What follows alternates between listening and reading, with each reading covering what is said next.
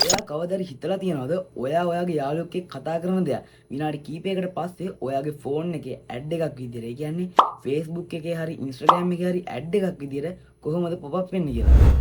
ඔයා හිතනවා ඇති ඒක අහම්බයක් කියලා. හැබැයි ඒක අහම්බයක් නෙමෙයි. ඒක ගොඩක් භයානක දෙයක්.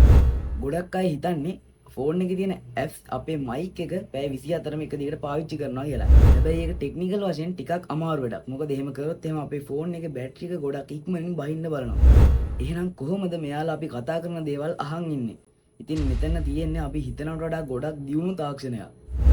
ඔයා යන්නේ තැන් ඔයා කැමති දේවල් ඔයා හිතන දේවල් ඔයා යාළුවොත් එක්ක කතා කරන දේවල් ඔයාගේ ෆෝන් එක සෙන්සර්ස් 20කට වඩා පාවිච්චි කරලා ඩිටෙක්ට් කරනවා ගොත් ඔයා විශ්වාස කරලා හිතන්න ඔයාගේ යාළුවා ඔයාගේ Wi-Fi network එකට කනෙක්ට් වෙලා එයාගේ ෆෝන් එකෙන් මොකක් හරි ෂූ එකක් ගැන සර්ච් කරනවා. ඉතින් මේ දේ Google එකෙන් දැනගන්නවා. Google AI එක දන්නවා. එතකොට ඔයයි ඔයාගේ යාළුවයි දෙන්නම ඉන්නේ එකම Wi-Fi network එකක කියලා. ඉතින් මෙතනදි වෙන්නේ ඔයාගේ Wi-Fi එකට log වෙලා ඔයාගේ යාළුවා සර්ච් කරපු දේ ඔයාගේ ෆෝන් එකේ pop up වෙන්න පටන් ගන්නවා. ඉතින් මේ ඔයාගේ ෆෝන් එක හැම වෙලේම බලාගෙන ඉන්නේ work words වලට.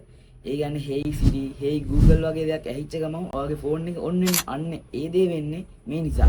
ඉතින් මේ listening mode එකේ තියෙන ඔයාගේ ෆෝන් එකට ඔයා කතා කරන සමහර වචන keywords විදිහට හඳුනා ගන්න පුළුවන්. ඉතින් එතනදී ඔයාට ඔයාගේ තියෙන කැමැත්ත මෙයාට ලේසියෙන්ම හඳුනා ගන්න පුළුවන්. මේකෙන් ඔයාලට බේරෙන්න ඕන නම් ඉතින් කරන්න තියෙන්නේ මෙන්න මේ දේ විතරයි.